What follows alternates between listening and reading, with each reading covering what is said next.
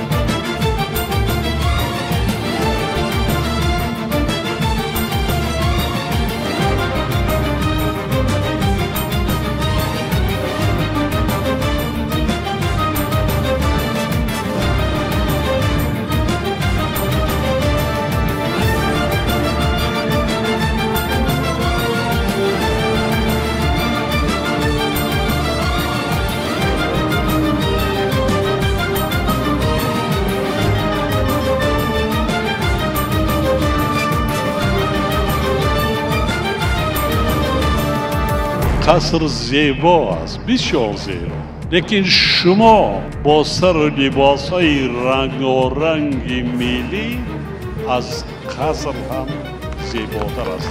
انا این است افتخار ملت تاجی.